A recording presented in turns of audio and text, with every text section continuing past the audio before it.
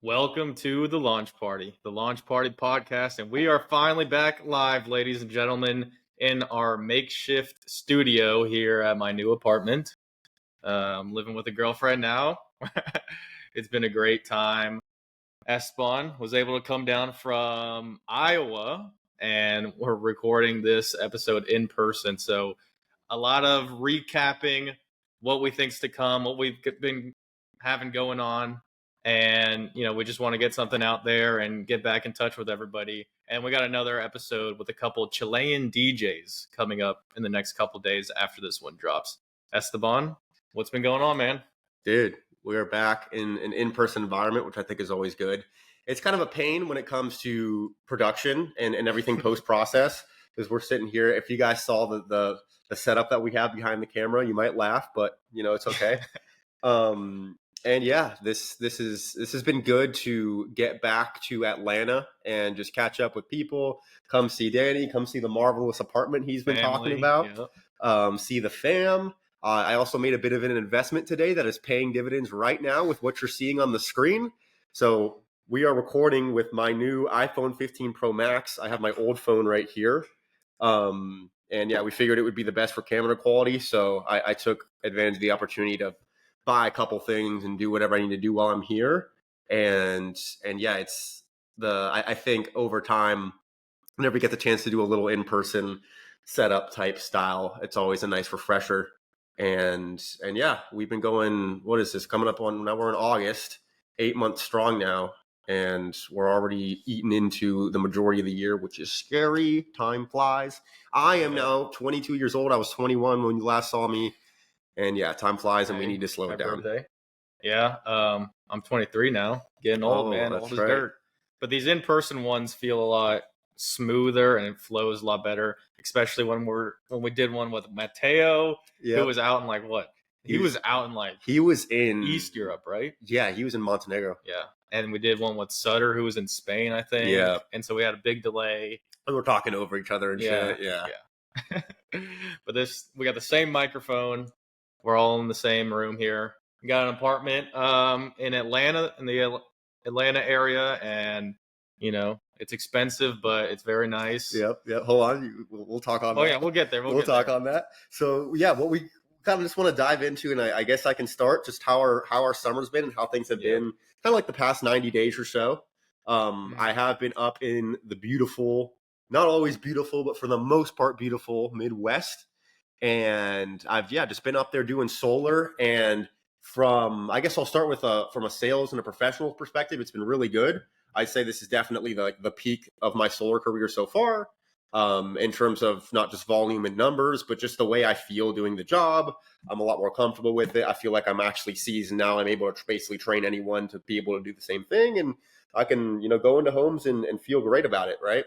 And aside from that, it's definitely been interesting to experience that part of the country. Because obviously when you grow up in one state and you spend your year 0 to year 18, which is what was essentially the case for me and Danny here in Georgia, you start to get really used to the way things are in your part of the country. The U.S. is very, very big. We say y'all here like it's nothing. People in Iowa don't say y'all. And sometimes they look at me weird for it. And I'm like, y'all are crazy for that. Yeah. But that's how they are. And yeah, people up there are very, very nice. So that's been good. And there's a whole lot of corn. So, every single road you drive on, you're going to see corn out the window. But yeah, it's been a lot of growth from, like I said, from a sales perspective. I'm good at what I do. But also just getting out of my comfort zone. Not like I haven't done that before, but to just be in the Midwest and kind of a lot more rural area where there's not a whole lot going on. And learning how to deal with Midwestern folk, which is a little bit easier because they're nice, but you gotta move carefully or else you'll offend them. So yeah, that's been really good, and I'm excited for the summer to be over. We'll kind of get into some future plans, but the growth has been good so far, and yeah, I would recommend for anyone who wants to take a trip out to the Midwest, Chicago area, Iowa. I personally love Iowa. Iowa's great. If you've got family out there or something, I know there's no beaches to see. Do it. It's a good time. Well, two things there, Esteban, that I kind of want to touch on from what you said. Mhm. Something, especially for any worldwide audience that we have here to understand and consider, and even in America, like people don't understand this. America is such a huge country. It literally stretches between two oceans, and there are so many different cultures all around in different geographic areas. You got the island of Hawaii to the snowy mountains of Alaska down to the Everglades in Florida. So just geographically diverse as well as culturally diverse. You got in all the different regions, like you were talking about. And people, especially like I would say Europeans are like they've never experienced any other country where it's like in America it's so big. Just going to all the states in America is like going to different countries, like in Europe, Yep. for example, or even in Africa. So it's just kind of it's really cool to be able to experience all that within the overarching United States of America and still have that foundational connection with everybody. And then secondly, we were talking on what 2 days ago. We went out and caught up and we're having a good time, and Esteban really kind of feels nostalgic almost, and you enjoy knocking doors. Ooh, So I kind of want to understand, because people would think that knocking doors would be really like kind of gruesome and tough and sweaty, and just you have to keep talking to new people and always have a smile on your face and like not really enjoy that. So what is it? Are you built like that and you just enjoy those things, or has that developed? What are your thoughts? Yeah, that's a really good question. Really good question. Because a lot of people, and it's funny, I'll tell them, oh, yeah, I'm in sales. I sell solar systems residentially. Oh, you're knocking doors? Yeah. I got to do that a good bit. Oh, man, I could never do that. That much. You must be building up your work ethic. Oh, you got to take rejection all day, don't you? And yes, there can be moments where it sucks out there, but and I say this to people all the time. I am a paid trick or treater. I trick or treat full time for a living, meaning you go door to door. And keep in mind, knocking is only such a percentage of what I do now, especially now that I'm closing appointments in home and I'm managing accounts and I'm progressing people to install. There's a lot that I do outside of just knocking. But I go to a neighborhood, I park my car, I take a breath of the fresh air, I look around, I'm just like, all right, you pull up to the doors. Being in a place where the people are very nice, i.e. Iowa, i.e. the Midwest, helps. Don't get me wrong. If you go knock in California, if you go knock in Texas, if you go knock in Florida, if you go knock in New York, the people are going to be more sour. But some things don't change, right? At the end of the day, most of the time that you're spending is going to be with yourself. Not everyone's going to get the door. You're doing a lot of walking in between. So you're just kind of walking around and vibing. And truth is, people are a lot more receptive than you would think. If you're decent at starting conversations, that's half of what you're going to be doing outside of just the product that you're selling. So you knock on the door, they get to the door. Oh, hey, man, what's up? You kind of get into it for a little bit. But 2 minutes into it, you could be talking football. You could be talking about their car in the driveway. You could be talking about the guard dog. And I call every dog a guard dog, even if it's a little Shih Tzu, just to get a ha-ha out of them. And yeah, you're just chopping it up with people. And when you're literally going door to door to door, you meet so many different kinds of people who all have very different backgrounds. They do different things for work. They've been to different parts of the world, whatever. And it's a very enriching experience that doesn't feel like work. And I think that's the big separator between hating knocking doors and liking knocking doors is you have to get to a point where it doesn't necessarily feel like you're on the clock for something. It's not just a matter of getting out, knocking your X amount of doors and going home. And I have been guilty of doing that, where you just go through the motions. All right, I'm going to hit 50 doors today. Boom, boom, boom, boom, boom. Get off of them as quickly as possible. If I get an appointment, great. If I don't, I don't. Okay, and then I'm going to go home. That's when you start to resent it. But when you just get out there and you become a little bit more outcome independent, as long as you're good at talking to people and you can have conversations outside of what you're selling, then yeah, you're just trick-or-treating. And you'll get the occasional, fuck you, get out of here, boom. But like, whatever, dude. That person lives a much more miserable life than you do, and you can go on to the next door and be totally fine. So where I think that ultimately comes from intrinsically is, yes, experience. I have been doing this for a long time, so I'm a lot better at it than I used to be. When I knocked my first door, I wasn't good at breaking the ice like that. I wasn't good at breaking preoccupation, and I sure as hell wasn't good at just having conversations about random things and then segueing right back into an appointment. And then also it comes from just a mindset shift. So A, I've been doing it for a while, but then B, I just had this sort of internal shift in my head. maybe that came with just maturity and just I've grown. But yeah, I look at it positively. So for anybody out there who wants to work in door to door or is working in door to door, know that things will get better with time, and there will come a point where knocking the next door feels like nothing, and you're just out there in flow state, and you're going to feel great. And just think about it positively. If you let that person who slams the door actually stick in your head, then you're going to hate it. But forget them, go on to the next, and you'll be all right. So you think that kind of developed over time, but you also were intrinsically maybe extroverted and stuff like that? Somewhat, yeah. I guess I would consider myself a more extroverted than introverted person for sure. But like I said, I have made the mistake, even at points in my career where I have been very good at the job. I have made the mistake of going out and just going through the motions. I'm going to knock this many doors. Oh, I'm going to go talk to that person. I'm going to get back in my car and go home. So yeah, it's the mindset of it too, which isn't necessarily something that I can teach myself. But don't be afraid to do it, whether it is door to door or any other type of sales, if you don't consider yourself an extrovert. I personally think that's a big limiting belief. I can go on to a whole tangent about why people who call themselves introverts should not be doing that, but that's a whole nother topic. Even if you're not the most social guy, people like talking. Well, we'll actually get into that a little bit later with one of our points. Oh yeah, that's right. About how to develop socially, kind of. That's right. And then one last thing I'm going to say. You would be surprised at how many people love the fact that you knocked on their door. They're sitting there doing nothing, and then there's a guy at their door ready to have a conversation with them. They're like, let's go. They're going to go talk to you and go tell you some stories, and it's going to be the best conversation they've had in a week. So not only are you a salesman, you can be a day maker and doing these people a big favor. There's a door-to-door solar sales pitch right there. Oh, yeah. Oh, yeah. If anybody wants a job, hit me up. Yeah.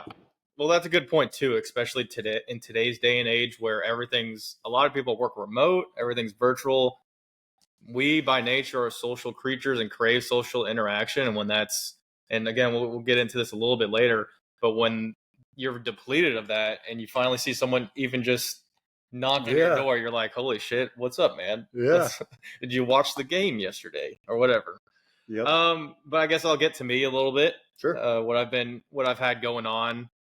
When's the last time we've done an episode? Like at least a month, right? Yeah, about a month and change. Well, I got my grade back for my first section of the CPA exam, financial analysis and reporting, also known as FAR. I don't think you told me. And I think I told you, but I passed the first section. I got an 84. Okay. So that's a pass. I took my second section at the end of July. I will get my grade back on the 10th. So, and right now I've been studying for audit. The second section I took was BAR, funnily enough. I guess funnily is not a real word, but business analysis and reporting. It's kind of more finance, economics, and then business analysis type content. And right now I'm studying for audit and attestation. And I take that on the 3rd. I start work on the 6th. So hopefully I can finally make some money and pay off these bills, which we're going to talk about in a little bit here. And we go to Orlando for a new joiners conference on the 10th. Probably going to go to Disney maybe, or just hang out at the bar. We'll see. Oh, yeah. But basically my life has been, I wake up, cook some breakfast, and then study for 6 to 8 hours a day, and then just hang out and help the girlfriend out with cooking or taking care of the apartment. And I'm kind of like a stay-at-home boyfriend who studies and works at home a little bit. Okay. But this is changing in the next week or so, okay? Okay. Do you feel like studying for the CPA has been the most, I guess what I would ask is convicted you've been when it comes to studying for something? Yeah, I've never studied this much for anything in my life. In 1 week, I will study or have studied more than any studying I've done in my entire life, all put together through elementary, middle, high school, college, like without a doubt. I mean, 6 to 8 hours a day of like actually just reading textbook, listening or watching lecture videos, taking notes, doing the questions, doing the long form questions, doing the flashcards, practice tests, and then repeat. Yeah, I mean, it sucks. But my goal this summer, coming into it, knowing that my goal was to do 3 sections of the CPA. My goal this summer was to learn more this summer than I have in my entire college career, and just become as knowledgeable on the field that I'm getting into as possible. And I would say the CPA, not all the content is geared towards exactly what I want to be doing or exactly what I want to know. But, and we talk about this a lot when we have our college talks, like learning how to learn and then actually doing it and putting it into practice. And it's crazy how, I don't know if we live in a simulation or if this is God or whatever, how things just line up in your life. Out of nowhere, we start this podcast and we both start reading as our like New Year's resolution. And for some reason, I just really wanted to start reading and start learning and acquiring more knowledge. Then 4 or 5 months after that, I start reading for the first time in my life. I have to study for the CPA, which is literally just reading a 400-page textbook day in, day out, like 2 hours a day. And I feel like if I wasn't gaining that like skill of reading, which is definitely a skill to be able to intake information off the page, like it would have been a lot harder to lock in and be able to read a boring textbook and then also not just skim the words but understand what's coming at you. But yeah, that's what I've got going on. Yeah, that's a good point you made there at the end. A lot of times when you're doing things that are productive but not necessarily needle moving right away, which in his case was reading for leisure, it's going to pay off long term. But now he's doing some very important reading, and it's actually going to get him paid pretty soon. Yeah, I think a good point with that would be, and I think Jordan Peterson kind of talks about this, it's you can fix your life or make your life a lot better if you just do the things that you know for a fact would help you, even if it's a minuscule amount. If you just do the things that you know that you would be better off if you were doing, whether it's waking up early, whether it's going to the gym, whether it's eating better, start reading, like clean up your room. He talks about a lot. If you just do the things that you know would be helpful, then your life can improve like an avalanche super quickly and exponentially. Very true. Very true. And clean up your damn room. Clean up your room, clean up your car, clean up your life. It's funny. And I try not to judge people. I try not to judge books by their cover, but I have sat in hundreds of people's homes, and a lot of times you can tell what that person is going to be like by what you see when you walk in the door. And I see this with people, friends of mine, people that, I've worked with, whatever, just people that I know. Usually if somebody's got a messy things physically, they have messy things up here. So if you can clean up your physical environment, it's going to make it a lot easier to clean up your psychological environment. And you've probably heard that before to some loose extent, but it's very, very true. And yeah, there's not only the good feeling of going to sleep with a clean room. Yes, that's awesome. But that habit, that consistency. I know I just completely picked out this random example, but messy stuff drives me crazy, and I wouldn't have it any other way. Yeah, to unclutter your mind first, you got to unclutter the area around you, and then start spreading out into your life as a whole, for sure. Well, I guess what's the plan, Esteban? What you got going on here in the next? Well, you're about to go to Iowa again. Yep. What else? So, yeah, good question. So I'm going to go back. I'm here in Atlanta just for a few days. Then I go back to Iowa for about another month to essentially finish up the summer, check in on a few of my current customers who should be getting new systems installed, and create some new customers, sell some more systems, make some more money, and then do a little bit of vacationing, go down to South America. Since we last talked, I think I was still big on the Colombia train. I still am. Don't get me wrong. Colombia is great, but Argentina has seeped its way onto my radar more and more by the day. And I could do a whole episode on that, on what I kind of expect out of my next home and why Argentina, looks like it could fit that bill very well. But I think that will be my first destination. I'm going to stop by Puerto Rico briefly to see some family. And what I found, and this is kind of on the topic of expenses and the Matrix, what I found is that when you go on Google and you type ATL to Buenos Aires, the flights that they give you are going to be a lot more expensive than if you manually route it through a smaller destination like Puerto Rico. So I have to manually buy ATL to SJU, San Juan, Puerto Rico, and then San Juan to Buenos Aires. And all of those flights are cheaper than just buying it through Atlanta. I mean, that makes sense. Well, it's in terms of the actual connections and the amount of flying, it's the same. Yeah, but it makes sense because how many people in Puerto Rico are going to go to Argentina? Right. Yeah. So there's the demand you got to consider, and then they factor in like the incomes of the people that they're selling to. So yeah, that goes into the whole like geo pricing thing. But yeah, I guess you can save a little bit of money if you take that into practice every time. Right. Right. So yeah, I'll be going down there, and yeah, just want to spend some time down in Latin America, feel it out, meet a lot of people, eat some really clean food. Oh my God, I hate the food in this country. Another thing I could do a whole episode on, but it's not any better up in Iowa. It's just as bad. And you know, it's funny because out there you drive past these massive cornfields, but you also see these ginormous corn processing plants. They're like the size of oil refineries.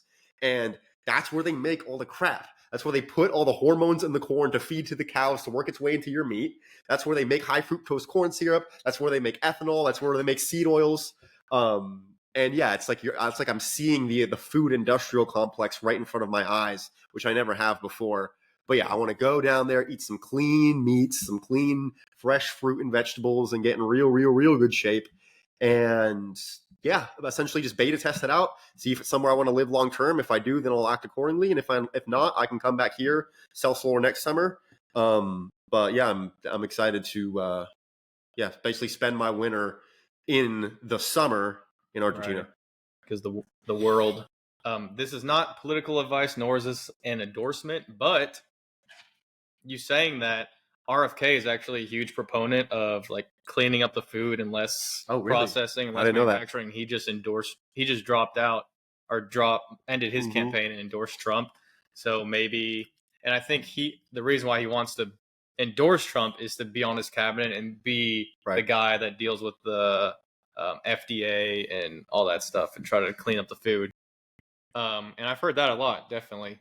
I would say you can do your best to eat as clean as possible, but it's a lot harder here because of just the convenience and just how the food's made. But if you do eat whole foods, you're going to be a lot healthier than pretty much the vast majority of people worldwide. Right. But yeah, it is another thing. Money solves all issues, right? So if you have infinite money in the United States, you can shop at Whole Foods for literally everything that you put inside of your home, and then get all grass-fed, grain, grass-fed, what is it?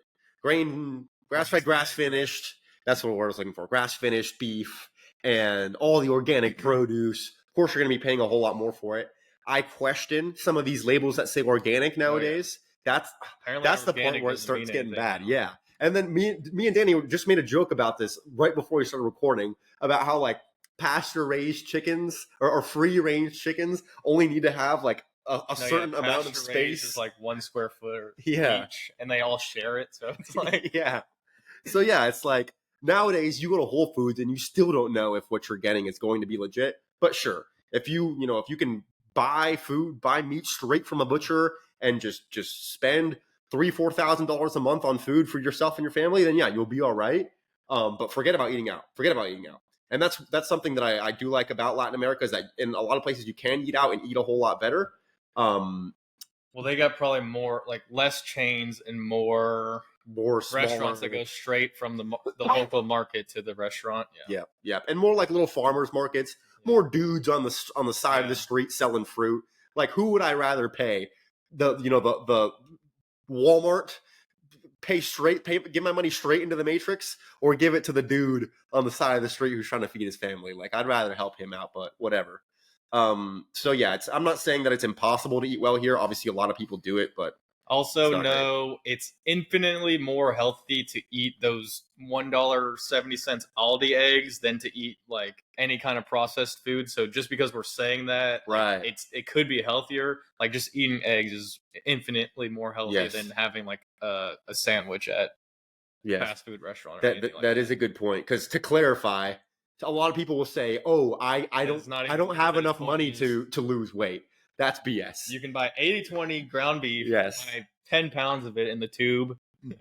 Because there's levels to it. You can be eating McDonald's every day, or you can start eating your own meals and save a lot of money, and that's probably the most affordable. But in terms of getting away from hormones and seed oils and added artificial sweeteners and all that, then you have to pay more.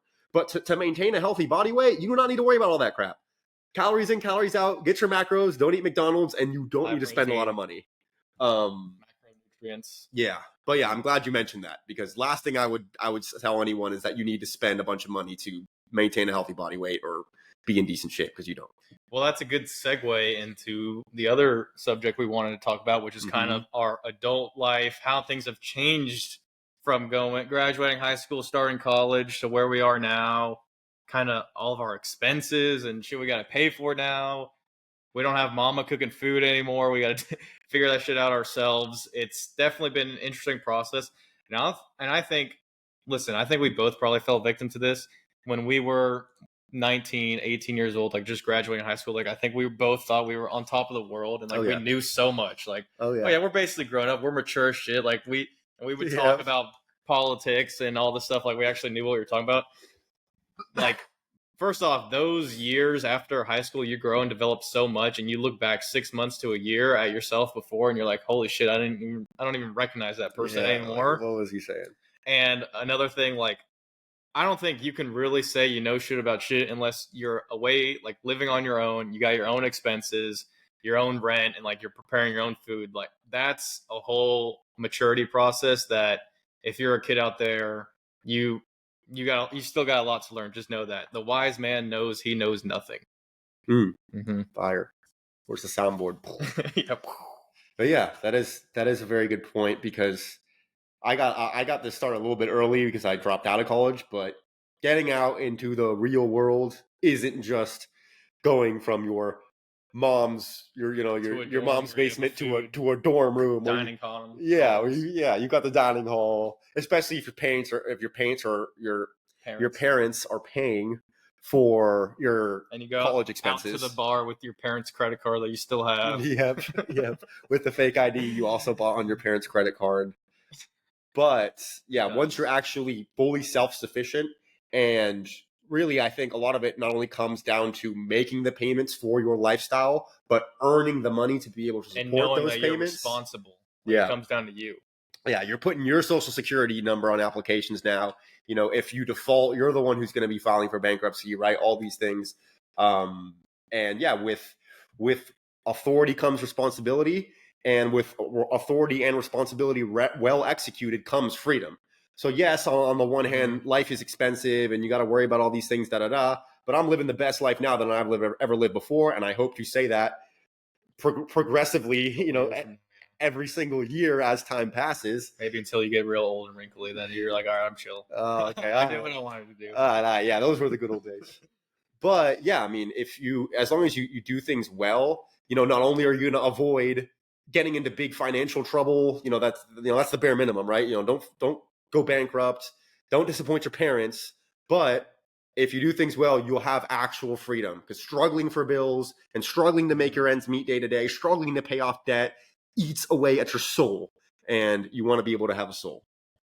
Yeah, so that's a good point. You got to set yourself up correctly early on in your life. You got to, when you do have that cover of you're in college or your parents are helping you out, maybe just after college you're still living with your parents, which is fine. Don't get me wrong.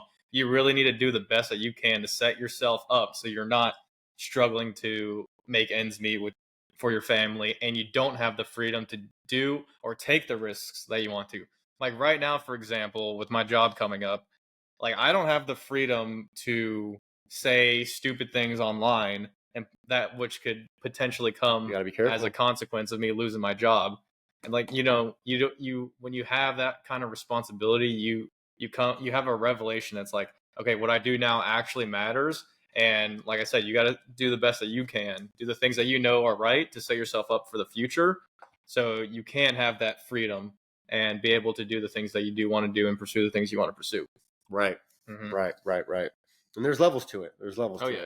One thing is having the freedom to drive your own car and, eat your own food and have your own fridge. But then it's like, when would you have the freedom to take vacations whenever you want, to say whatever you want online? Start a business. And yeah, you could say that. Book, whatever. Right, yeah.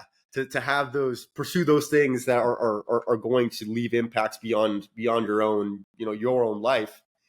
And you could say that that's basically, for, in a man's life, when he's during his adult working years, that's basically what we're doing the whole time, is we're pursuing greater and greater freedoms, because ultimately that's what money buys you. But one thing is having the money, another thing is having the time. How do we get the money and the time and the access and the resources? So just know that It's a complicated problem. right. You got to do your very best to solve it. Right. You're always balancing things, and you're always adjusting the pieces of the pie. And I would say we talk about this a lot, setting goals. Like life is a hard, difficult problem. The best thing you can do is define the problem and figure out where you want to end up, which is setting a goal. And then the actual journey and the act of getting there just kind of lays itself out in front of you. Like, these problems aren't necessarily hard to solve. You just got to know what the solution looks like, what it needs to be. Right. And then obviously you got to put in the work. I'm surprised I haven't made this analogy yet, but that exact framework we use in sales all the time. It's called problem awareness and solution awareness. So for those of you who know, sales strategy, your prospect needs to be aware of the problem before they become open to a solution. Yeah, if you show up to the house and you want to sell, but they have no real reason to want to buy, they have no problem that they're running from, then you're not going to be able, what you say isn't going to resonate with them at all. So it's analogous to what he said when it comes to life, right? If you're running around searching for solutions, but you have no problem, or you have no goal, you have no strategy to it, then nothing's ever going to truly stick. And I think more than anything, what setting a goal allows you to do is take actions with actual conviction. And that's what I try to communicate to my prospects when I'm sitting with them, is say, hey, I have the conviction as the rep. I know that this is what's best for you, but how can I open your eyes to A, dislike what you're doing now, and B, like what you will be doing once you buy. And then you will have the conviction now, and now we have a shared understanding. But you got to actually connect the two. First, you got to emphasize and describe the problem before you can talk about what the solution is, or else they're going to not have any reason to buy, like you're saying. Well, I guess something kind of interesting that maybe some of my friends out there that are listening would probably want to understand, or just any young person that's about to graduate college, is like, and you probably have an idea about this, but like, what does your expenses, what does your budget actually look like? And so I guess we can probably both go into what our budgets look like. Not we're not going to say exact numbers, but kind of like what it covers. So obviously you got rent, okay, and being in Atlanta is probably more expensive than like somewhere in Iowa, I would assume. Then you got, for depending on where you live, you might have to have something like renter's insurance, which for us is only like $12 a month to cover the basic stuff.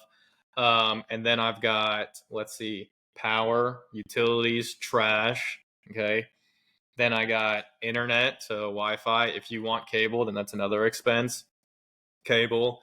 And then I just got a new car, thankfully. I actually have AC now for all my boys back home that had to drive around with me with no AC. AC is very nice to have. So I got a new car, and then car insurance, which is ridiculously expensive, especially if you get a new car. And since we don't have that long of a driving history, and then I think I had one ticket, which jumped it up like $100, which is ridiculous. America. Yeah. And then you got food. So you got like groceries, especially when you move into a place. Like, we had to buy like cast iron skillet, like pots, pans, silverware.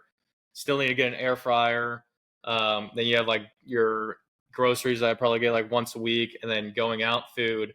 And then hopefully after you cover all those main expenses, then you have stuff that you can go out with, buy things that you want. So you really, I know I'm an accountant and a finance nerd, so I kind of like this budgeting stuff and really figuring out what I want to do and how to contribute to a 401k or a Roth IRA.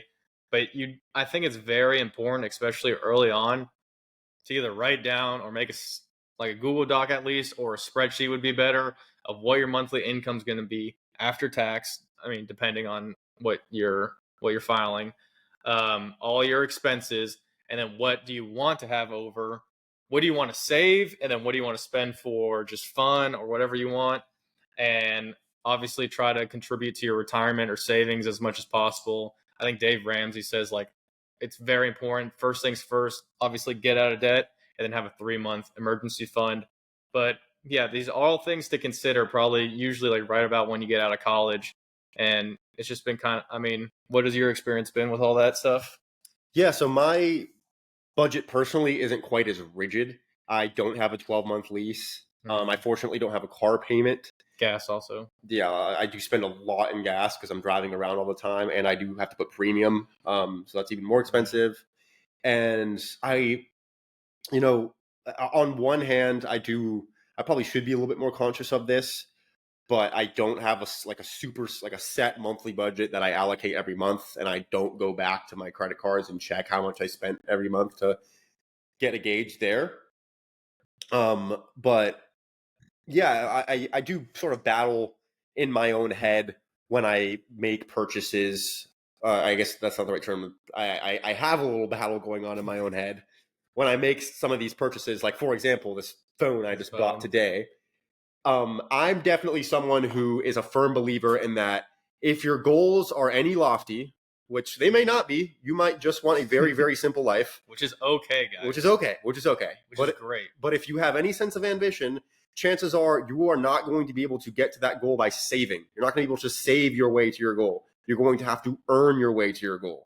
So you have to keep that in mind when you are ultimately weighing out the opportunity costs of your money and the purchases that you make. So for me personally, I spend a lot of money on things that are going to move me closer towards my goals. In the past, and it's funny, we were talking about starting from the age of 18 to now where we are now. In previous years, I've been reckless about this stuff, and I've bought things I shouldn't have bought. But like, for example, this phone is a $1,200 phone. No, I didn't pay for it all cash, but it's a big investment. However, what do I use every single day? What do I talk to all of my customers on? What am I tracking most of my sales performance on? It's my phone, right? So it's an essential investment. What do I value more, the $1,200 or the money I can make with my phone? Can I make more than $1,200 with my phone? Probably. Sure, I could have kept this phone, and it works fine. It's getting a little old. The battery life kind of sucks. But it's like that's the sort of decision making that I took into account when I made that decision. Or if I'm going to go on a trip, right? If I'm going to go see someone, or if I'm going to go on a vacation, right? What sort of value am I going to get on this vacation? And can that value translate to more than what I spent on it? If the answer is yes, then probably do it. What you'll get better at over time is making that decision, is finding out that yes or no. And in the past, I've made decisions where I thought the answer would be yes. It was actually no. But I don't regret having taken the risk and pulled the trigger, because I know that little by little over time, these investments are going to work out for me. And, on a small scale, buying the grass-fed meat versus buying the Walmart meat will be better for my body, right? So it's like, do I value the money or do I value having the better body? Which person's body is going to be better at making more money? Probably the healthier person, right?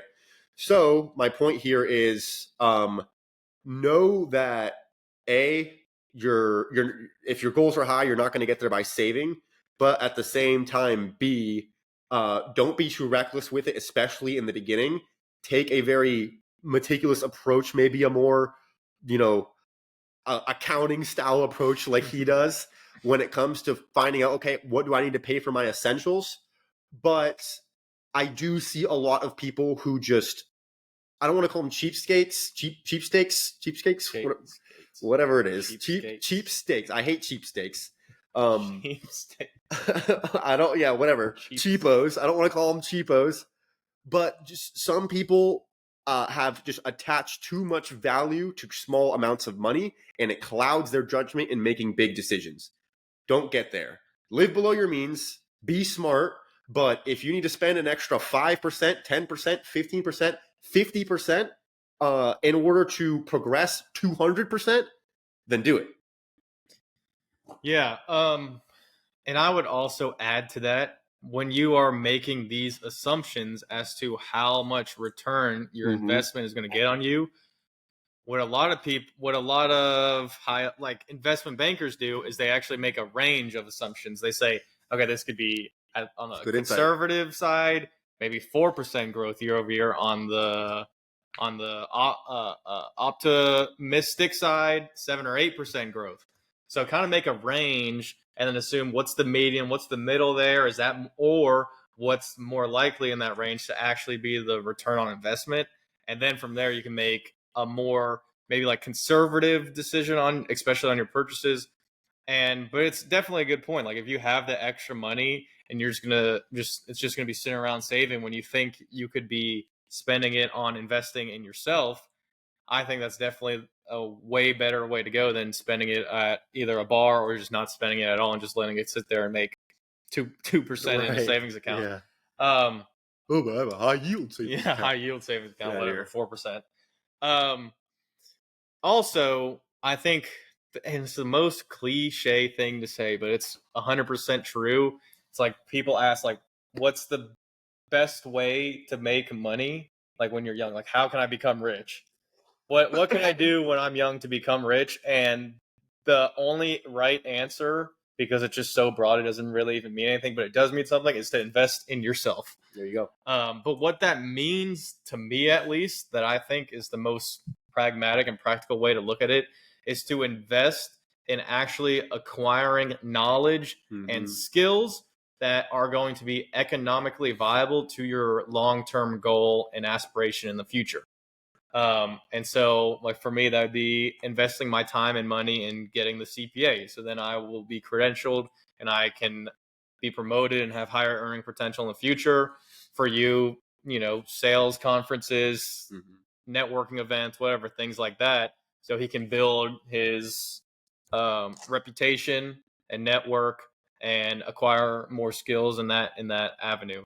So just know, like we said, set a goal. What are your aspirations? Actually define it out, and then what can you do now to put you in the place of the highest probability of being successful and making your way towards those goals, especially when you're young. Yep. Your knowledge, information, and skills and time, the time you spend now compounds over like when you're 20 versus when you're like 60 making these decisions. You don't have that much time for your skill to like actually compound and your knowledge to reveal its worth. Right. And over these, now we've got like 3-4 years in the game in terms of adulthood. I'm starting to feel a little bit of compounding. I don't know if you are, but yeah, I mean, from when we're 18 to now, we're starting to see that kind of grow a little bit. And then, of course, over time, that delta is only going to get bigger and bigger. But yeah, that is a very, very good point. Yeah, spend money on the S&P 500, as cliche as that sounds, but invest into that. If you're working, just a regular job, or if you're not really where you want to be right now, don't put half your paycheck into Robinhood. Sure, whatever. If you've got that one stock that's going to take off, I hope to see you on the other side of $1 million. But letting your money sit in accounts isn't going to do too much when you're young. And then also, I do like the point you made when it comes to the financial analysis lens of where is the ceiling and where is the floor. And my general advice would be plan around the floor. What's the worst case scenario here? If I drop $1,000 on this flight to go to this event or go work this job or go meet this person, what's the worst thing that can happen? Okay, I go there. Maybe it wasn't all that. Maybe I didn't really get the instant return out of it. No one offered me a job. I didn't really get any good connections, but at least I took a trip to whatever, New York City, and I got to see how people at that level live their lives. Is that worth $1,000? Probably. Are you going to get your return right away? Absolutely not. But you will get it in due time, and whatever else you would have spent the $1,000 on isn't going to mean shit. So just understand that if you plan around the floor and the worst case scenario thing happens and it's really not that bad, then do it. Pull the trigger. But again, don't be reckless. Don't be crazy. One more point. Yeah. Go ahead. One more point, because we're kind of talking about a little bit more extreme, like ambitious, goal-oriented people that want to accomplish a lot. And that's all based on perspective, and it's all different respectively of who you are. If you just graduated college, say maybe as an engineer or something and you get a tech job or something that you're very interested in doing, or it doesn't even have to be like that. Or maybe you want to start like work in construction, or you're an architect or something like that, and you want to just work your way up in that career field. That's 100% great. And I would say my advice, I mean, this is not financial advice, but I would say this is probably pretty good advice, but just take it for what it is coming from me, not financial advice. Probably the best thing to do if you are where you want to be and you are in the lane that you want to keep pursuing, and you got a 401k that your company matches, definitely max out the match, max out your Roth IRA, and then so you can save and then have a fun retirement where you can do things with your spouse. You can save for spending with your grandchildren, save for your kids' college, or whatever else is going to be the next big thing. I don't even know how much longer college is going to be around, but that's a whole nother episode. Yep. Definitely max that stuff out and save as much as you can, but also still have fun, still like invest in yourself, invest in experiences, invest in seeing the world, do that. But if you're at that point, then continue doing what you're doing. But do you want to go ahead and introduce this next one about experience? Yes. Speaking of experiences. Yes, I do. So, yeah, we wanted to sort of touch on essentially some of what we have personally gained when it comes to our little bit of adult experience that we have, and translate that into some lessons that we could share with you guys. And I want to start with a little bit of a kind of a story, a personal anecdote that I noticed and that I told Danny out on his balcony at like 2:30 in the morning the other night.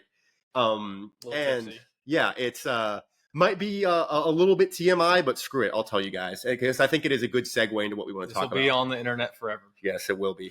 But yeah, I was telling him, I was like, dude, something I've noticed lately when I kind of go out in public places, especially like, nightlife sort of environments, is that over time, I have gotten a lot better reception with girls. I used to be a little bit more awkward. Now I'm just a lot more grounded. I'm just a lot more, just confident in what I'm doing when I'm just talking to people.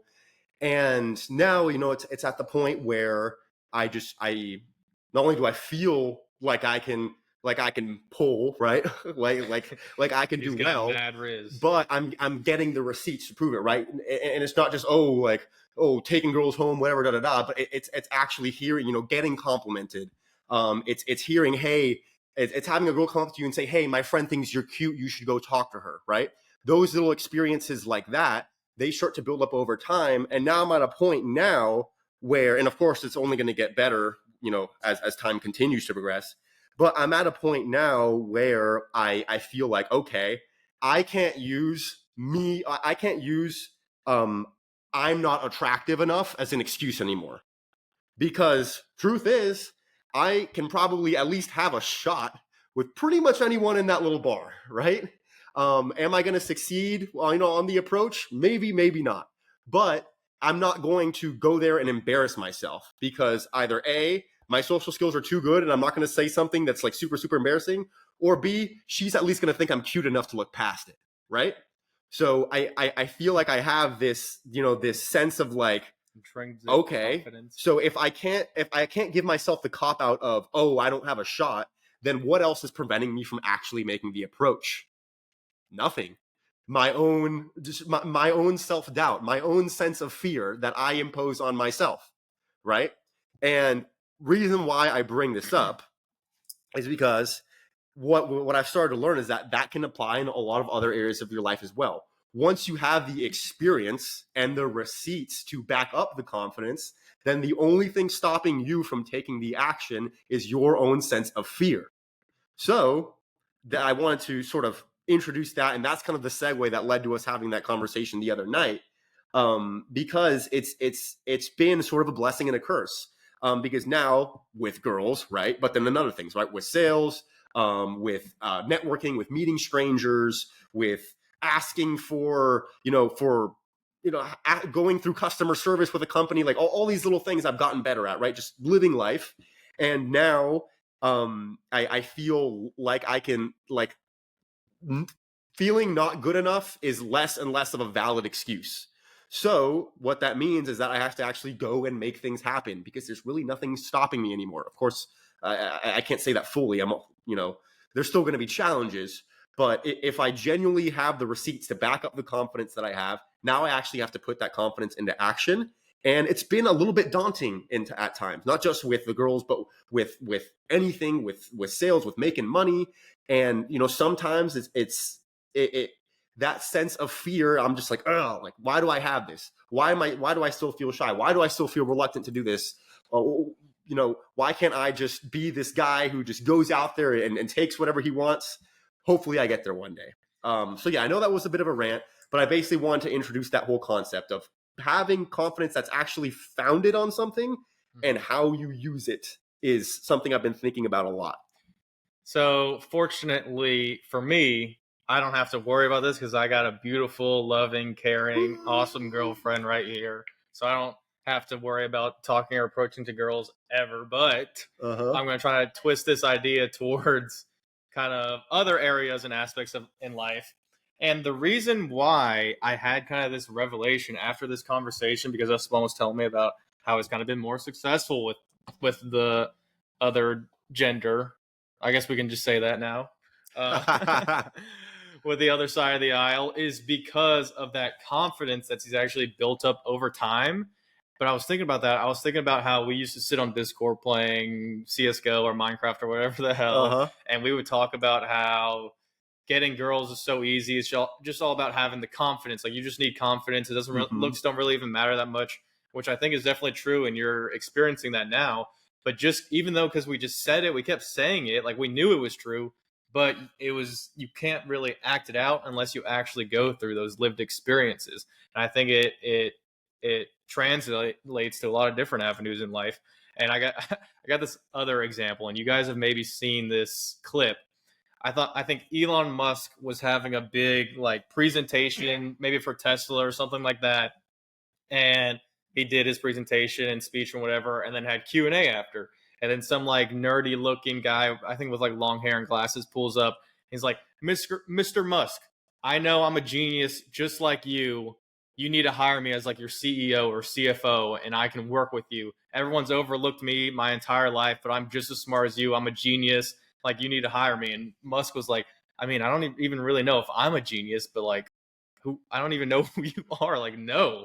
So how that relates to that idea, it's like, yeah, we might think we're a big shot now and we know what we're talking about, and you think you're way smarter than everybody, but it doesn't really matter unless you actually put these things into practice. And then once you actually solve problems and do difficult things and complicated things, then you build that intrinsic confidence that is able to express itself throughout you, especially like for you with the girls. You people can see just probably by the whatever's inside of you, like the way you stand up, the way you walk around, the way you carry yourself, how you talk to people.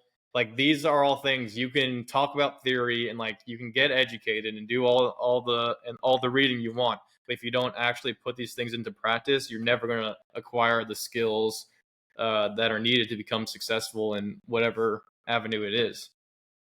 Right. Competence is competence, and just because you think you're smart, like this guy that you actually are. went up to Elon Musk, just because he thinks he's smart, it doesn't matter. Like, who is that guy, right? Like, who are you? What have you accomplished? And the answer is probably nobody and nothing. So like, why should you be the CEO or CFO of my company? It makes no sense. Right. And just because you don't have receipts or a diamond resume doesn't mean don't try either. Yeah, it doesn't mean don't try, but the point is you need to start trying. Right. There's a difference between applying for the job or talking to the girl or going up to Elon Musk, just kind of assuming that you'll be fine, and actually knowing that you'll be fine based off of things that you've done in the past and based off of skills that you've acquired along the way. Because for his example, when we were sitting there playing the game, or just screwing around in the middle of the night, just hanging out, talking about, oh man, like if only all we gotta do is be confident and we'll be fine. Our application of that statement was go up to the girl and be like kind of loud and have some swag and pretend like you don't give a crap. It's all like a facade. That's the word that I was thinking of using, but I didn't really want to use. I don't want to say it's a facade because it's not necessarily all fake, but it's all an act. It's all you trying to communicate your personality through the things that you're doing and saying, even if your personality isn't actually like that. But over time, once you actually have those receipts in the back of your head and you look at the girl dead in the eye and you think like, oh dang, if she rejects me, she's freaking insane because of X, Y, and Z that I'm doing right now, or that I've done, or that or whatever, or the way I looked in the mirror today, man, I'm just feeling so handsome right now, like whatever it is. When you have an actual foundation that you're standing on, it just comes through differently. And I'm sure we've all heard this before. It's kind of the difference between a confident person and someone with a big ego. People with big egos, what they do is they try to project into the world, say, hey, I'm the big guy, I'm better than you. But in reality, it's just their ego. They're trying to make up for a deeper insecurity. Versus someone who's confident can just kind of say it in a way that actually sticks, because these people know what that guy has done. Or maybe they don't know what that guy has done, but he knows what he's done. And he says it to you in such a way that it's like, right, he has genuine conviction behind it. So one other thing I would attach in terms of just like an application to the viewer is know that this is yet another thing that's going to come with time and work. If you put in time and you put in work, not only are you going to make a little bit of bread, not only are you going to have a little bit more success with the ladies, but you're also just going to have that deeper intrinsic feeling of being the type of guy that you like being. You're going to like the skin that you're walking around in. And dude, that shit is invaluable. That shit is worth a lot of money. It's worth a lot of time, and it's worth a lot of sacrifice, because when every second of your day is clouded with a sense of insecurity and a feeling of ineptitude that you're trying to mask by seeming confident, you get tired of that really fast. So yeah, I don't know exactly where I was completely going with that, but I did want to sort of point out that you got to have that foundation, and once you do, you'll know. At the very least, especially when you're first starting out, fake it till you make it. So This is all kind of nuanced. Sometimes you just gotta, you don't really know where you're at. You don't really know what you're doing, especially when you first start a job or you're first doing sales. You just got to fake it till you make it, and you'll start gaining those experiences and that knowledge over time and that competencies. Another example that I think was kind of interesting is I used to really want to get into like consulting or investment banking, and that's still a pretty great idea for me for the future. We'll see, but right now I'm definitely happy with where I'm at. Shout out to my firm, and we're starting the next couple of weeks, so don't take this the wrong way. But like with consulting, I was talking to a very successful guy that has a few big branches of businesses within the Southeast, and I was telling him how I wanted to get into consulting. He's like, well, why the hell would I listen to you trying to consult my business? Like, what the hell do you know? And I'm like, well, shit, like, I don't know. I just kind of want to get into consulting. And then I asked one of my adjunct professors about that interaction. And what he said is, and this is definitely true, it's like, if you join a consulting firm, say one of the big ones, and you get put on these projects, like you're not going to start out talking with the clients, like the CEOs of these companies, and trying to solve their enormous problems with whatever their databases, their IS, or if they should get a merger and stuff like that. Like, you're not going to be solving those super difficult problems when you start out. You're going to start at the foundation. You're just going to be putting numbers into Excel, probably building Excel models of what your managers tell you to make, and you're just going to see from the ground floor, and then you start working your way up. Now you start telling people to do the Excel and plug in the numbers, and you start to interpret that. And you say, okay, we need a model that looks like this or involves this because this will be a better predictor of this or a better forecast for this. And then you start working your way up again, and you start actually talking with your clients head on. Say, okay, what are the problems? What does a solution look like? And then you relay that information down. But you don't start solving these super complicated problems right away. Sometimes, in a lot of areas in life, you need to start with the fundamentals and the foundation and start building that foundation and then work your way up. And it just starts with the easy things like inputting numbers into Excel, but then you start to see the whole picture and get a better perspective. Yeah. Yeah, that's a very good point. You just dumped a lot of gas into the mic. It's heating up in here. It's heating up. But yeah, dude, it's being able to start small to then have not only the confidence but the receipts to back up yourself when you try to go big. And one thing I would add to that is if you can come across an opportunity where you can essentially get paid in experience, or you can get paid in the form of a testimonial, sometimes it's a good idea to take that opportunity. For a lot of people who might be starting a new business, or maybe if you're a sales rep like myself, or I'm sure that can be applied in professional services as well. Sometimes you're not going to get the big bucks for the job right away, but if you can get the experience of having done the job, and then that person can speak well on your behalf, that's going to lead to a lot more money down the line. Networking. So yeah, there you go.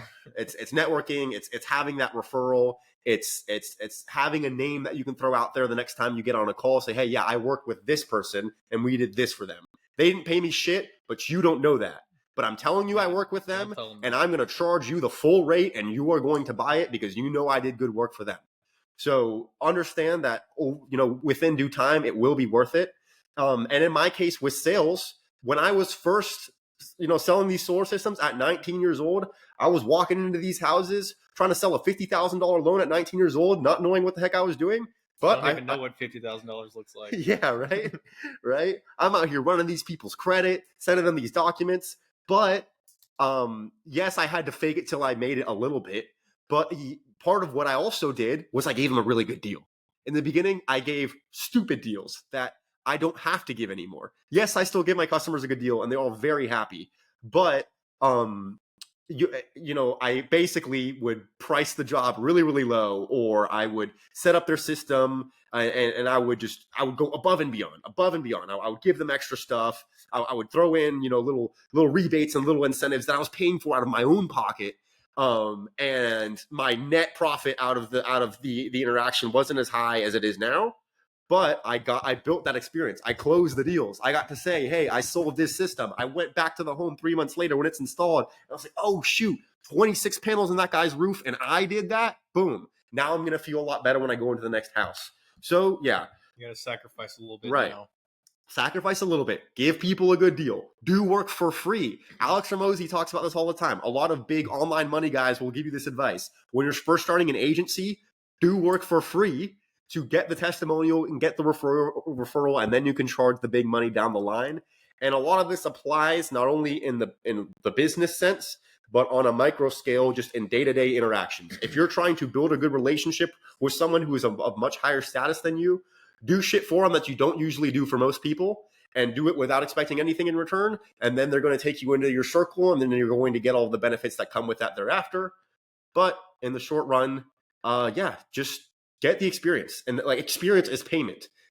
When someone lets you do work for them, they are paying you in that experience, because that experience has value that translates into United States dollars. So never forget that. It's not just about the money right away.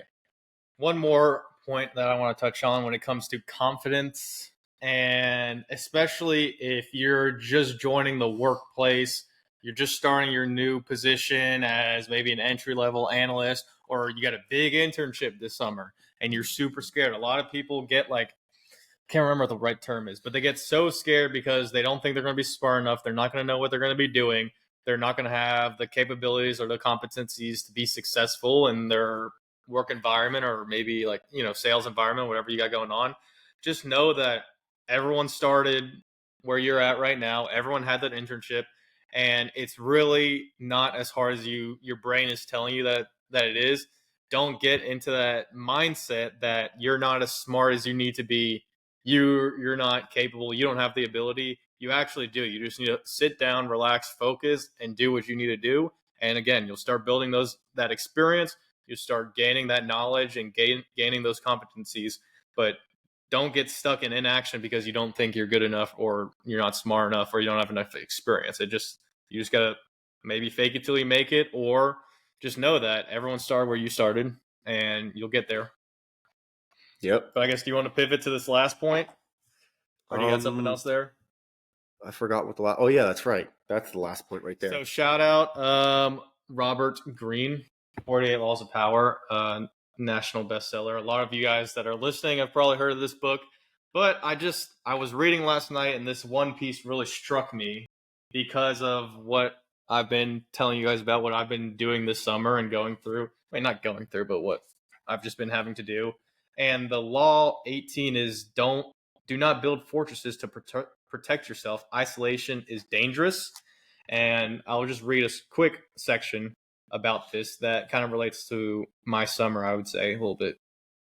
Since humans are such social creatures, it follows that the social arts that make us pleasant to be around can be practiced only by constant exposure and circulation. The more you are in contact with others, the more graceful and at ease you become. Isolation, on the other hand, engenders an awkwardness in your gestures and leads to further isolation as people start avoiding you. So what does that mean? That means we are social creatures, obviously. We talk about this a lot. And in order to be a sociable person that can have meaningful, good interactions with others, you actually have to keep on doing it and keep getting exposure to those around you. Or else, if you get too isolated, you'll literally get awkward. You'll not know how to act around people, and that will further make you more isolated and more awkward because no one wants to be around you.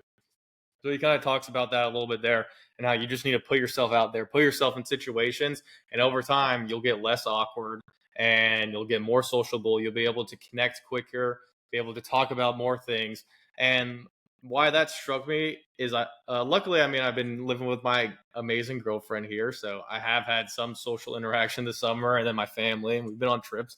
But there have been periods, maybe like a week, where I haven't hung out with friends, or I haven't gone out and met new people or anything like that.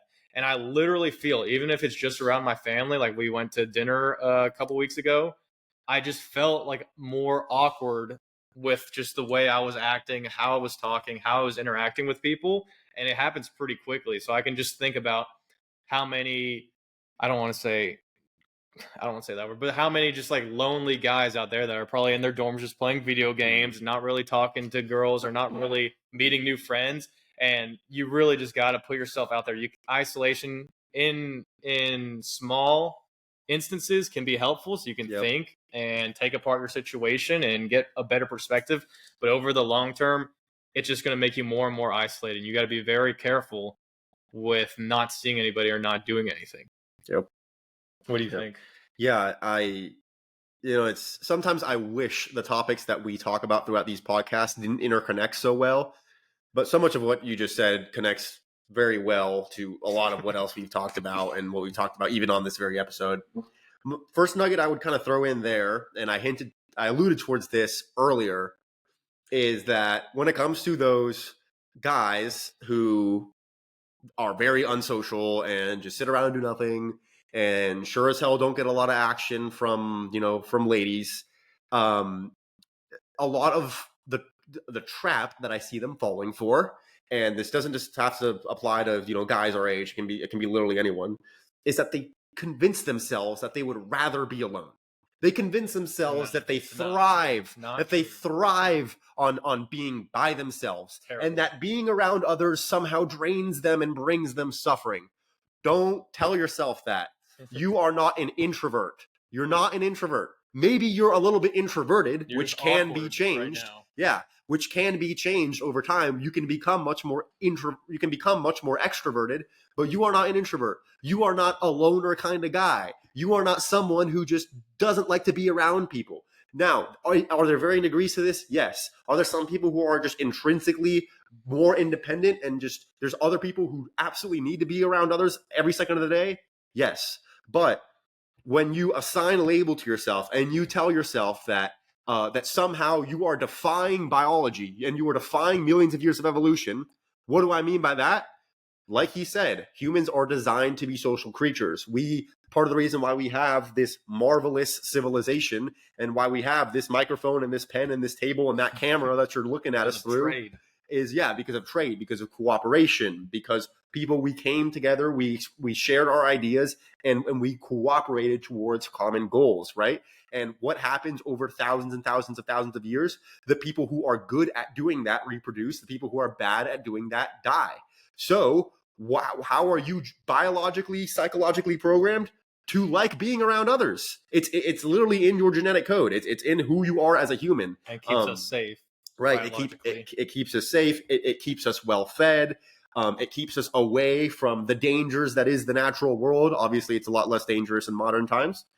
But understand that not only is it just fun to do fun things with other people, but it's a biological need for you to have others around you. And isolation is very dangerous for that reason, right?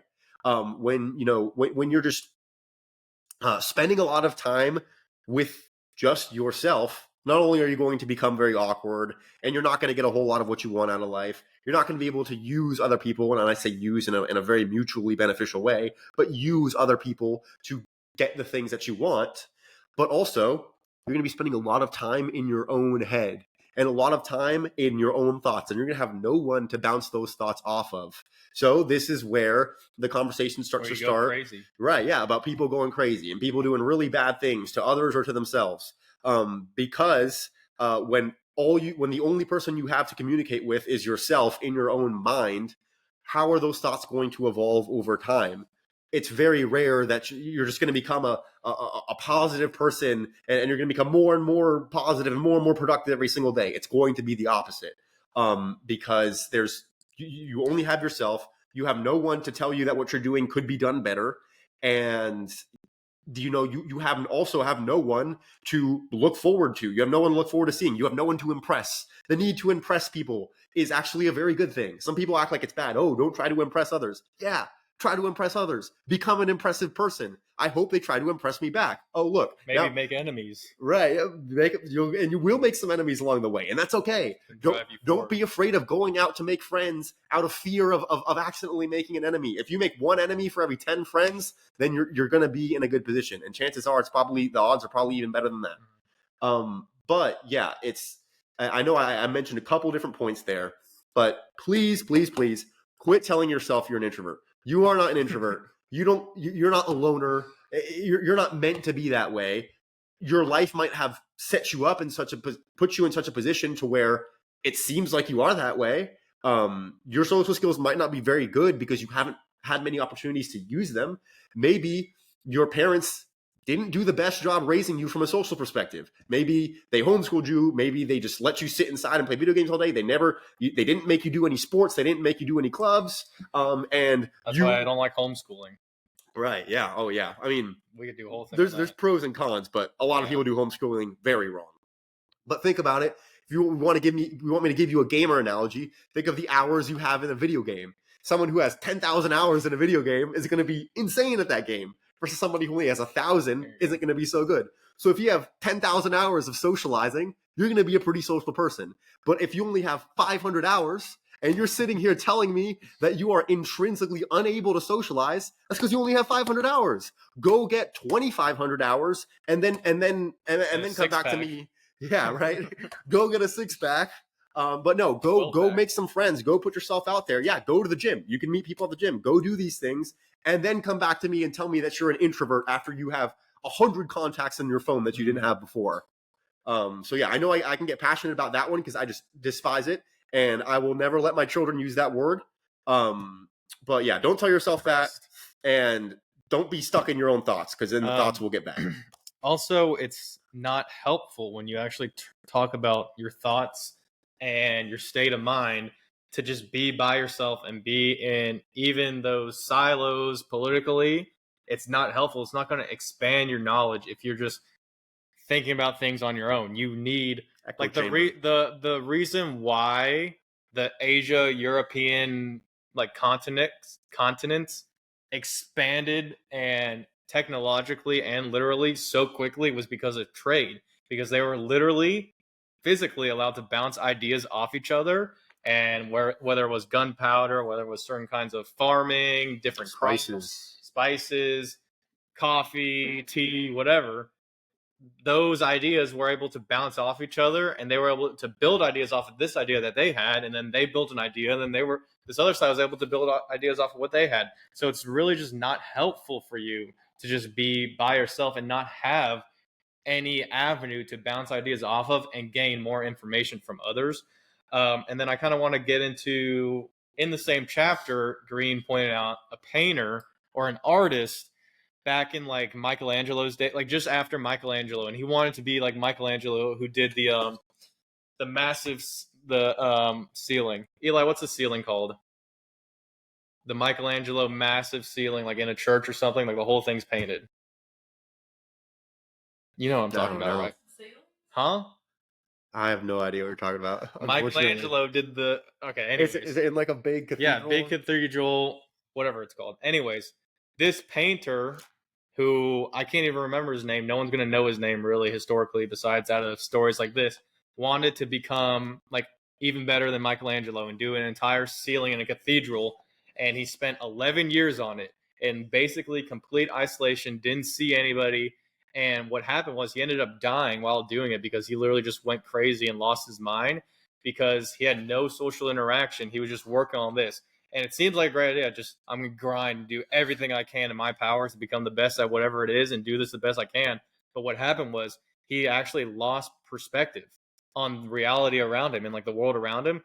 And the paintings on the roof were out of proportion and nothing actually like made sense in reality Hmm. when an outsider looked in. So you get trapped in your own head and you have these things circulate around you and you end up literally just going crazy and you could do and that can just consume you and then god forbid lead to bad things in the future. And then last thing, when it dealt to don't build a fortress around you, don't become so isolated. Another reason, and this kind of just deals with the circulation of information, it's like you need to be in the loop, you need to be in multiple circles at the same time if you want to be a super ambitious Robert Greene here uses a powerful person. You need all the information and knowledge you can. And the problem is if you isolate yourself too much also, then you are unaware of the conspiracies and conspirators that are around you because you're just not getting that information. So that could ultimately lead to your design and lead to people, especially if you are in a position of power or authority, it could lead to people conspiring and overthrowing you. And then Mm. you end up just falling because of your isolation again. Yeah, there was a guy who I don't want to say his name because maybe YouTube is too advanced and they'll demonetize us. Um, there was a guy who was the leader of the Germans back during that one big war, and he was famous for surrounding himself with a bunch of yes men. Right? It's some people will debate that it wasn't actually as bad as the media makes it think. Whatever. But you see it all the time throughout history. These dictators who become all powerful, and a lot of people are even saying that we're seeing this now in Russia with Vladimir Putin, and they start expelling people who disagree with them. The reason why I bring that up is because you are your own greatest yes man. Definitively, if you approve of an idea and you communicate it with yourself in your own little head, then of course you're going to be a yes man because you wouldn't have come up with the idea if you didn't like it anyways. So in order to win the war that is your own life, you have to have influences around you that are actually guiding you towards doing good things, but are also discouraging you from doing bad things. And that's the part that people hate. Don't tell me no. Don't correct me. Don't give me advice. And honestly, some people refuse to socialize solely for that reason. I see it a lot. Some people are so very set in their ways and are so I don't want to say distasteful, but they're so just they hate advice. They hate when people help them out. They hate criticism. They hate conversation with people who disagree with them. You see this a lot in media. You see this a lot in politics. You see these echo chambers, right? It's a term people use. Your brain is a little echo chamber. So you need to combine it with other people's little brains, or else all you're going to have is just it. Mm-hmm. So yeah, obviously it sounds obvious, right? Don't be afraid of advice. Don't be afraid of people who disagree with you. Everyone says that, but on an actual personal intrinsic level, you have to actually be conscious of that when you're deciding how much you are going to value improving your social life. Because it really is easy to fall for the trap of, oh, I don't want to get around people because maybe they'll say something that makes me uncomfortable. Maybe they'll tell me to do something differently. And one thing I wanted to kind of segue off of that is we see, in a lot of the modern self-improvement space, you'll see a lot of people who talk about the Sigma male or the lone wolf who grinds and does his own thing. He's in the gym. He's in the gym with his headphones on and his hoodie on. He's doing his workouts. He's at home. He's grinding. He's not going to any parties. He's not talking to no one. He's not letting anyone bring him down. That is the extreme of cutting out all of your negative influences, which is great. Is great. If you have people in your life, if you have friends who are partying all the time and are getting hooked onto drugs and are terrible influences. And when you want to talk about positive things, they shoot it down and go right back to talking about girls and sports betting. Get those people out of your life, but you need to replace them. It's not just a matter of getting bad people out of your life and just not replacing them and being left with just yourself. And I see this because I watch a lot of self-improvement content, and I see a lot of guys who take that angle. Oh, I need to go monk mode for blank period of time. Sure, kind of locking in and saying to yourself for a little bit is good. But if you don't replace the bad influences with good influences, then that's building the fortress. You're starting to put up the walls. So again, it all interconnects. Network, meet better people, go meet people that you want to have in your life and that you can confidently and proudly go interact with, knowing that you're going to gain from the interaction. Kick the bad people out. But don't just tell yourself that, because all I've known in my entire life are bad influences and all I've known in my entire life are people who are on the wrong path, then therefore everybody is like that. And therefore I am my only friend, and I just need to lock in and throw my headphones on. It doesn't actually work like that. So backing off of what you said about that exact example of that guy that just locks in and doesn't meet anybody or have really any social connections around him, and what Robert Greene talks about a lot in 48 Laws of Power. And I'm not saying that we should be striving for power necessarily, but say that is what you want. You want to be the top G or Sigma or whatever the hell. The real person that's top G is the one that has the influence over the most amount of people, which means you are connected to the most amount of people, Yep. and that you have conviction in what you say, and they follow you quickly because of the things you say, how you say them, and your experiences and your track record. And just locking yourself in the gym with your headphones on and not talking to anybody is not really what's going to get you to that point where you can have that kind of influence on people around you. And it all connects. Like, you got to practice that. You have to have experience, working with people and like leading people and doing those kinds of things. If you're just sitting around, watching self-help videos, reading self-help books, and then going to the gym, but you're not actually around anybody, right? Then first off, what's the point? You're sharing your positive life experience with nobody, and it's just kind of pointless and meaningless. Like, you need those people, you need that community around you to really be able to actually enjoy the things that you're pursuing and the goals you're trying to reach. And then one last thing with information, especially in today's realm of TikTok and YouTube shorts and clips and clickbait, is a good snippet that I think there is a lot of truth to, that I told Esteban this the other day. I heard this guy, super successful Wall Street guy, said he made like $10 million a year at one point. I don't know. But super successful guy working in the Wall Street, New York area, said he gave this advice: don't believe anything you hear and believe only half of what you see. So, I mean, I don't think you should take that completely to heart, but there's definitely a lot of truth in that. Like, people talk shit, say blah, blah, blah. Like, all these scams, all these pyramid schemes, like, you need to be skeptical, but not also at the same time, not so skeptical that you don't believe anything. You have to believe something. It's things that make sense logically to you, and then back that up with evidence, and then put that into practice. And lastly, the Sistine Chapel, Michelangelo. Do you not know what that is? No. Okay. That was it? The Sistine Chapel is what I was talking about. Sorry. Okay, gotcha. I want to swing off of the first point you made about having power and having influence over others. Mm-hmm. Obviously, to some people, that just sounds so evil and bad. First of all, it's not. Having influence over others is a good thing if you are able to use that influence responsibly. This kind of goes back to what we were talking about with having the confidence. It's like, once you know that you are qualified to influence others, and once people start to demonstrate to you that they want you to influence them, now you find yourself with a really big responsibility that you can either use for very good things or you can blow it malevolently. With great power comes great responsibility. Absolutely. So, and it's the definition of power, right? Having influence over others. And to add a little bit of fuel to the fire and give you a little bit more incentive to actually value becoming the person who can create that influence and becoming someone who actually goes out there and meets the people and takes the action to be able to do it. Truth is that that status, right, is very important in today's society. And, in today's, a lot of people say, oh, society is so superficial, whatever. Sure, it probably is. You're probably right. And there's nothing that you or I can do about it. But people look up to people with status, right? So if you have influence over others and you're someone that people look up to, then that's going to be a positive feedback loop that is going to keep growing and growing and growing and growing. More people are going to look up to you. More people are going to take you seriously, and more people are going to appreciate your presence thereafter. And you bet it's going to help you in the dating market. A lot of times, you'll see that banging 10 out of 10 with some dude who looks kind of shabby. What's first people's gut reaction? Money. Oh, that guy must be rich.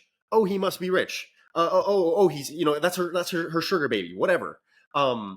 Truth is, the greatest, the greatest variable, the greatest, what's the word I'm looking for? Quality that you can have, that you can bring to the table, that trumps all ugly looks, that trumps all awkwardness, that trumps all being broke, is having status.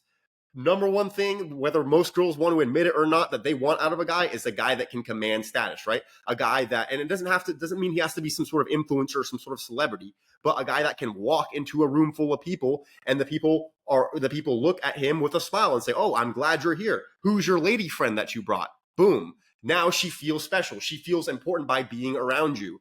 So what I'm getting at is that you have to take it seriously, because truth is, we do live in this bullshit superficial world where, where having status or having clout, quote unquote, is important, but you don't have to look at it as a bad thing. It's only a bad thing if you make it a bad thing, and it's only a bad thing if you abuse that power.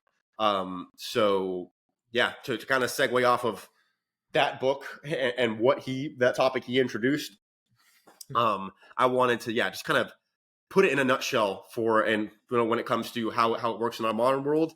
And I personally haven't read the full book yet, though I have, watched a lot of videos and stuff on it, but I'm sure you could recommend reading the 48 Laws of Power. No, it's not a Satanist manifesto to teach you how to take advantage of people and swindle them out of their money.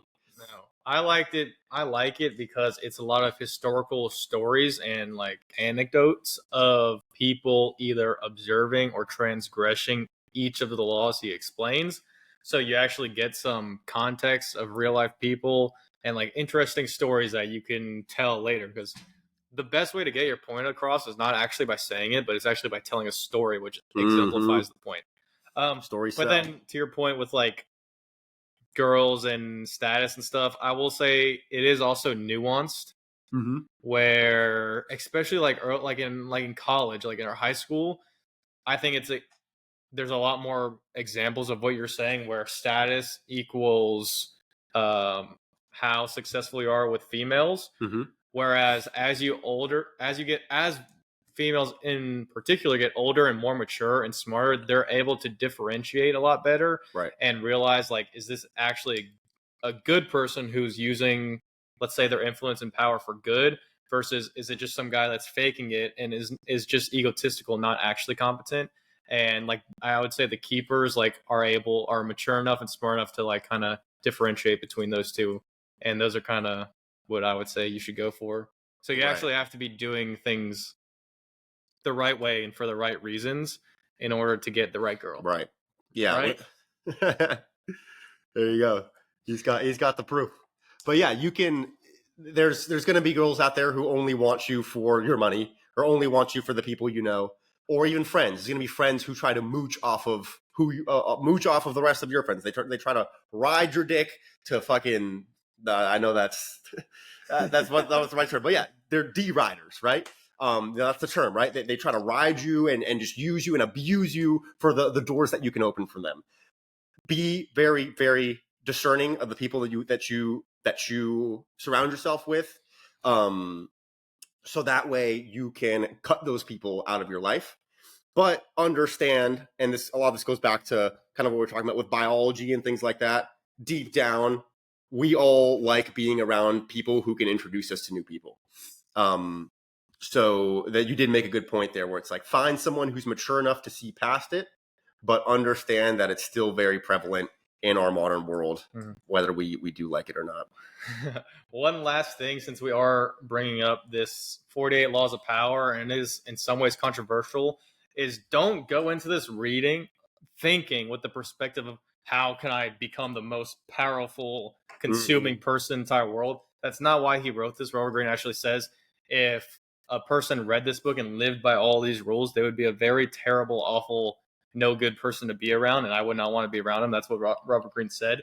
At the very least, read it with the perspective of how can I be able to discern if people are trying to use these universal laws against me so that they can get power over me and be able to kind of combat that in the ways that kind of this book outlines in a lot of ways. And so you're not being taken advantage of and you're not being too naive as to the quote unquote bad actors out there. But then there's also a lot of good advice in here too of how you can command a better present and influence people in a good way. You just got to use your power or your authority for good. I think or else you'll not be able to sleep at night. Yep. You'll know unless you are still able to sleep at night, in which case then you probably are a bad person. Guy. You are that guy. You are that Machiavellian, narcissistic type that probably no one really wants to be around, but they have to because you just have authority over them. So be careful. Yeah. Well, anything else you wanted to throw in there? It's been good to be in person here and get a new one up. We'll get one up in a couple of days for you guys with another guest. I'm trying to think. That's all I had written on my short little summary. Write things down, here. Guys. How about this? Holy shit, is it helpful to write things down? I've noticed this with doing the podcast and I know you guys know this. You'll be doing something or you'll be talking to somebody and you'll have this great idea or great question that you want to ask so bad. And then right when it gets to what you're trying to say, it just escapes your mind. So I've just been like writing down like 2 words that will remind me of the note that I'm trying to make. And oh my gosh, it's insanely helpful, especially in this context. But whether it is studying, on a business call, like if you need like on a very important client, you need to remember the information, like the deadlines, what they want done. Like you got to write that stuff down because you can't risk forgetting it. So start early now, actually writing down, and it'll just help you remember and build good habits. And it can make you look like a very caring person if somebody mentions something important to you, listener. And you're like, hold up, let me write that down real quick so I don't forget. Like, oh shoot, this guy actually cares about not forgetting. And speaking of writing, one last thing I want to include as a sort of accountability nugget for you guys, for anyone watching to be able to hold me accountable going forward, is one thing I want to at least try for long enough to really, really find out the potential benefits of it is journaling. So I've heard from now multiple people in my life very good experiences about journaling, whether it be in the morning before you start your day or at night before you go to bed.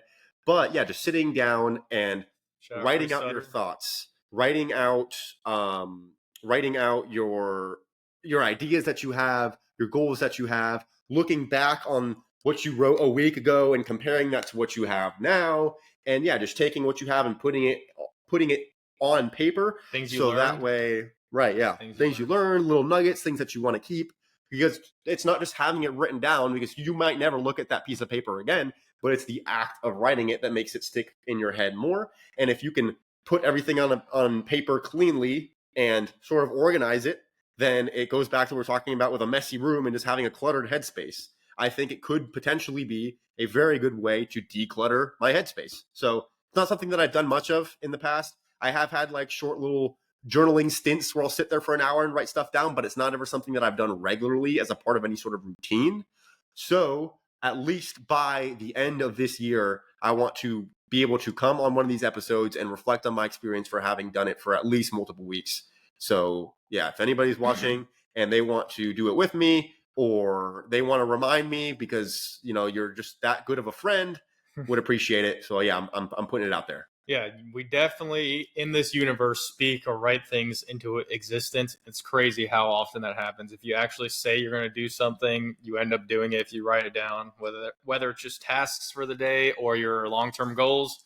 Just write these things into existence. Well, it's been real. If anyone wants to get on the podcast as a guest that we don't know, hit us up, email, DM, throw it in the comments. If you got an interesting experience or story or just some wisdom you want to share with the world or any young audience possibly, hit us up. That'll be fun to do. Dude, if you're watching and you've thought about hitting us up, but you haven't, please do. Problem is no one gets to this point in the episode. Yeah. Everybody's their attention spans are too damn short. These are long episodes. They don't make it this far, or maybe they'll just watch the clips. And obviously, we're not going to make a clip out of this part. But everyone who's come on, maybe we should, has told us the same thing. Dang, that was crazy, dude. That was awesome. Do it again. Good experience. I can't believe I just got to sit there and talk to the camera for an hour, man. Like, I feel like I just gained so much out of that. And you learn a lot about yourself and your tendencies, and you can watch it back, listen to how you talk. Oh yeah. And I say this every time. It will be in the internet vault for your future children to see. Wouldn't that be dope for your kids to see the thoughts that you had when you were in your teens, 20s, even 30s, when you're 60 years old, 70 years old with your grandkids? And they're like, oh my God, what was grandpa like 4 decades ago? Boom. It's on YouTube. Maybe YouTube will still be around. I don't know. Maybe save it locally. I don't know. Something will buy it probably and take the cloud. Right, yeah. Well, all right. But yeah, that's been it. Thanks for listening. Been a nice little in-person episode. Hopefully we'll do more of these going forward. In Iowa. And yeah, I will be up in the Midwest again here shortly, but not for long. It'll be